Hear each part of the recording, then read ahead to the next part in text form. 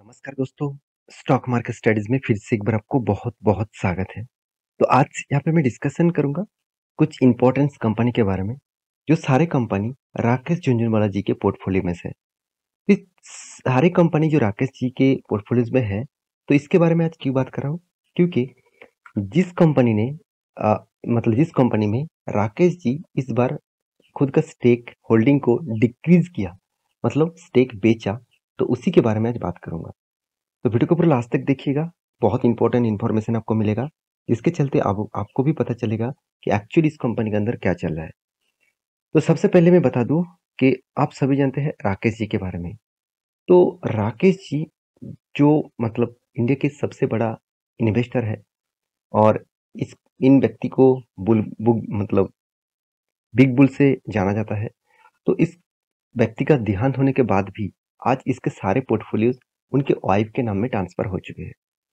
तो उस हिसाब से आज जितने सारे कंपनीज वो होल्डिंग करके रखे हैं उन्होंने, उस होल्डिंग में थोड़ा सा डिक्रीज देखने को मिला कुछ कंपनीज में। चलो उसी के बारे में बात करूंगा। सबसे पहले मैं कंपनीज के बारे में बात करूंगा जिसका नाम है ऑटो लाइन्स इंडस्ट्रीज लिमिटेड। जो कंपनी एक साल में 15% तक रिटर्न दिया, 5 साल में नेगेटिव और मैक्सिमम में कंपनी 78% तक लॉसेस दे चुके हैं। कंपनी एक टाइम 400 में चला था और आज कितना 50 देखा जाए तो 65 में चला है। तो कितना भारी भरकम क्रैश देखने को मिला है आप देख सकते हैं। बहुत सारे लोग मुझे ये पूछते रहते हैं कि सर राकेश जी ने बहुत पैसा कमाया स्टॉक मार्केट से, आपने ये नहीं देखा कि उन्होंने बहुत पैसा गवा भी दिए हैं कुछ स्टॉक को पिक करके।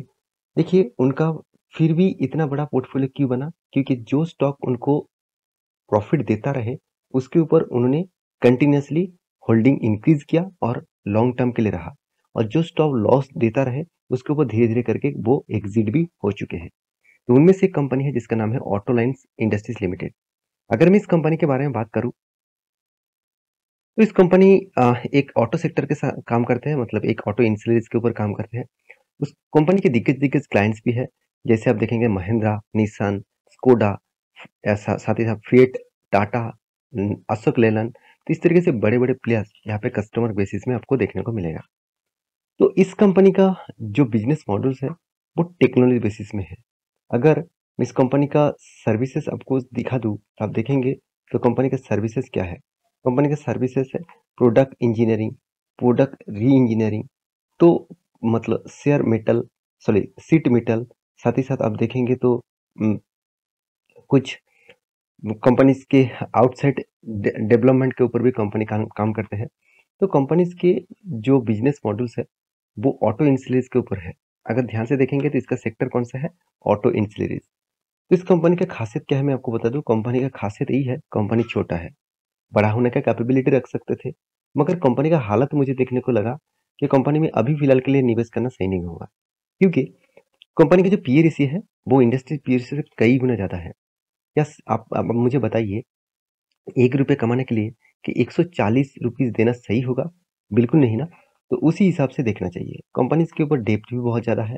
कंपनी का एनुअली इनकम तो हो रहा है मगर डेप्ट बहुत ज़्यादा है। पैग रेशियो बता रहे हो, कंपनी का हाई वैल्यूएशन है। तो कंपनी का interest, asset, return of asset, return of capital employed सब कुछ वीकनेस में देखने को मिला। कंपनी का प्रॉफिट एंड लॉस के बारे में बात करूँ तो कंपनी कंटिन्यूअसली प्रॉफिट को मेंटेन नहीं कर पा रहा। बीच बीच में जब कंपनी लॉस करे बहुत बड़ा सा लॉस हो रहा है, प्रॉफिट जब हो रहा है छोटा सा प्रॉफिट हो रहा है। ये बात आपको देखना चाहिए। रही बात कंपनीज के सेल्स ग्रोथ का, प्रॉफिट ग्रोथ का, return of equities and CAGR percentage, ये सारे पॉइंट्स आपको मैं बता दूं, ये सारे पॉइंट्स मुझे ऑब्वियसली एक वीकनेस के हिसाब से देखने को मिला। तो रिटर्न शायद आपको 3 साल 1 साल में अच्छा दिया, मगर अभी फिलहाल के लिए उतना खास परफॉर्मेंस नहीं किया। तो रही बात इस कंपनी के ऊपर जो होल्डिंग है, इस कंपनी के ऊपर भारी भरकम होल्डिंग डिक्रीज देखने को मिला। 0.35% के आसपास सोल्ड आउट किया गया इस कंपनी के ऊपर।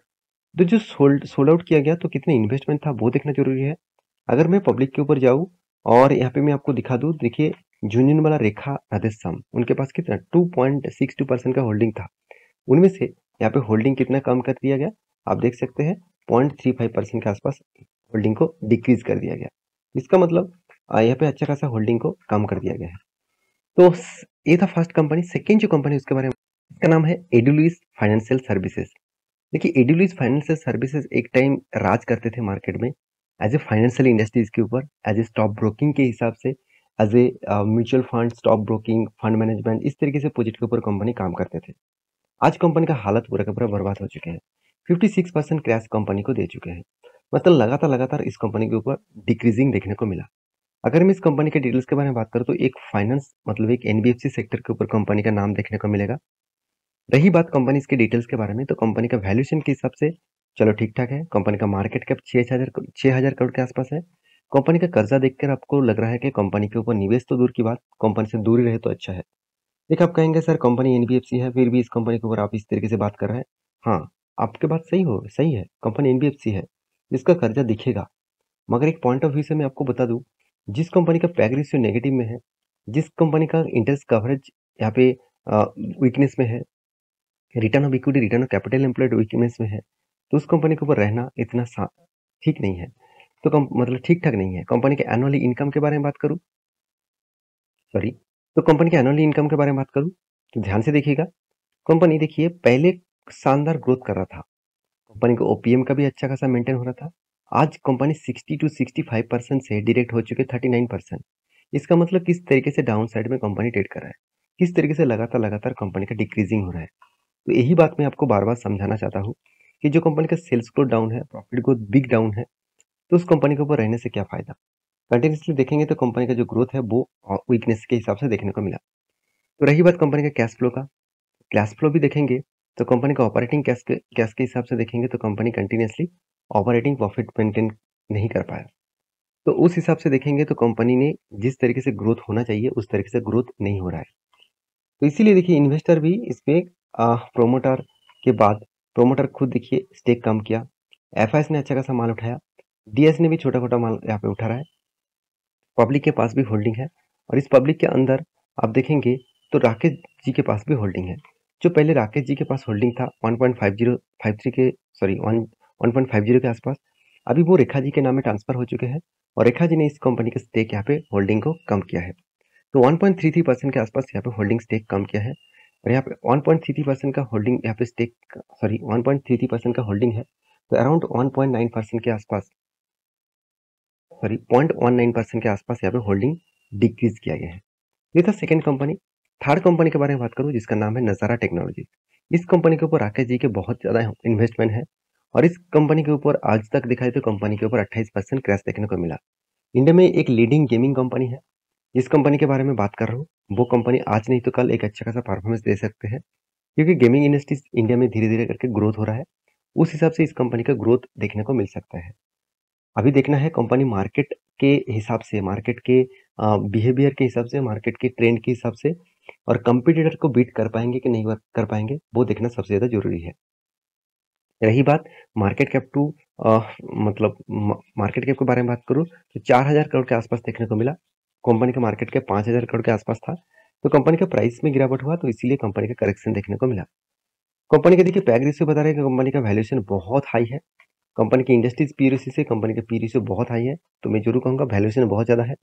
रिटर्न ऑफ कैपिटल एम्प्लॉयड और रिटर्न ऑफ इक्विटी के बारे में बात करूँ तो कंपनी में अभी भी मुझे उतना खास परफॉर्मेंस देखने को नहीं मिला। प्रॉफिट एंड लॉस के बारे में बात करूँ तो एक चीज़ मैं आपको बता दूँ, एक टाइम कंपनी 36, 32, 28% के आसपास ग्रोथ ओपीएम का मतलब ऑपरेटिंग प्रॉफिट मार्जिन का ग्रोथ देखने को मिला था। आज सिर्फ 9% के आसपास हो चुके हैं। इसका मतलब आप देख रहे हैं कि 61% का प्रॉफिट था, आज भी 61% है, तो अच्छा खासा है? बिल्कुल भी नहीं। 10 साल पीछे चले जाइए, उस तब जब वैल्यूएशन था कोई भी प्रोडक्ट का, क्या वही वैल्यूएशन आज है? बिल्कुल भी नहीं। तो वैल्यूएशन इंक्रीजिंग के हिसाब से कंपनी का प्रॉफिट मार्जिन उस टाइम 60 करोड़ था, तो आज कंपनी के ऊपर 200 से 300 करोड़ होना चाहिए था, मगर वो कंपनी ने बीट नहीं कर पाया। इस हिसाब से कंपनी के ऊपर प्रेशर है। कंपनी का सेल्स को ठीक है, प्रॉफिट को ठीक है, तो इस हिसाब से कंपनी के ऊपर लॉन्ग टर्म के लिए जरूर सोच सकते हैं। प्रोमोटर के पास होल्डिंग के बारे में बात करूँ तो सबसे ज़्यादा होल्डिंग राकेश जी के पास है। तो राकेश जी के पास 10.02% का होल्डिंग था। उसके बाद रेखा जी के नाम में ट्रांसफर हो चुके हैं। रेखा जी ने इस कंपनी का स्टेक थोड़ा सा कम किया है। कितना कम किया है चलो मैं आपको बताता हूँ। 0.04% के आसपास स्टेक कम किया है। तो इस कंपनी के ऊपर जरूर फोकस रखना एज अ लॉन्ग टर्म के लिए। बाकी आप रिसर्च जरूर जरूर करिएगा। अगर इसके ऊपर डिटेल्स वीडियो चाहिए तो मुझे जरूर कमेंट करिएगा। लास्ट जो कंपनी जिसका नाम है एप्टेक लिमिटेड, जो देखा जाए तो एक आपको अच्छा खासा परफॉर्मेंस तो दिया, मगर बहुत ज़्यादा वोलेटिलिटी है। इसके पीछे एक ही कारण है, कंपनी का मार्केट कैप। दो हम मतलब 1000 करोड़ के भी नीचे कंपनी का मार्केट कैप है। इतना छोटा-सा कंपनी है। कंपनी के कंपटीटर के बारे में बात करें तो कंपनी एक कंप्यूटर एजुकेशन बिज़नेस करने वाला कंपनी है। इंडिया की सेकंड लार्जेस्ट कंपनी है और सबसे बड़ी बात, इस कंपनी की जो खासियत है मैं आपको बता दूँ, कंपनी का जो वैल्यूएशन है, वो कंपनी के P ratio, industries P ratio से कम है। कंपनी का return of equity, return of capital employed base level में देखने को मिला और कंपनी का देखिए एजुकेशन सेगमेंट में है, तो इसलिए ज़्यादा से ज़्यादा वोलेटिलिटी देखने को मिलता है। और कंपनी का प्रॉफिट एंड लॉस के बारे में बात करूँ तो कंपनी का देखिए ओपीएम पहले जितना था आज भी उतना है, थोड़ा-सा इंक्रीज़ हुआ है। तो अच्छी बात है, इस तरीके से इंक्रीजिंग अगर होता रहे तो कंपनी का ग्रोथ भी बढ़ेगा। कंपनी आज तक आपको धमाका रिटर्न दिया, 23% 10 साल में, 5 साल में 16% के आसपास रिटर्न दे दिया। कंपनी का सेल्स ग्रोथ में उतना खासियत नहीं है, मगर प्रॉफिट ग्रोथ में अच्छा खासा खासियत देखने को मिला। तो इसी के चलते कंपनी के ऊपर इन्वेस्टर, बड़े-बड़े इन्वेस्टर भी इन्वेस्टर करके रखे हैं। जैसे प्रोमोटर के पास भी होल्डिंग 47% के आसपास है, एफएस के पास 7% के आसपास, डीएस के पास 1.22% के आसपास और पब्लिक के पास 43% के आसपास। और यहाँ पे आप देखेंगे तो पब्लिक के अंदर आपको दिखेगा राकेश जी के नाम। तो आप कहेंगे सर राकेश जी का नाम कहाँ पे है? तो इस कंपनी के ऊपर भी राकेश जी का जो होल्डिंग है वो बहुत कम है और उस हिसाब से उससे भी स्टेक थोड़ा सा कम किया है, 0.01% के आसपास उन्होंने स्टेक यहाँ पे कम किया है। तो ये था कुछ ग्रुप कंपनीज के अपडेट्स। तो आपके पास कौन सा कंपनी है मुझे जरूर कमेंट करना। और ये वीडियो कोई मतलब रिकमेंडेशन वीडियो नहीं है, आप एक बार रिसर्च करना उसके बाद इन्वेस्ट करना। तो इस तरीके से वीडियो और अपडेट पाना चाहते हैं तो मेरे साथ जुड़े रहिए, मिलेंगे नेक्स्ट वीडियो में। तब तक के लिए अच्छे से रहिए, अपने ख्याल रखिए, बाय बाय।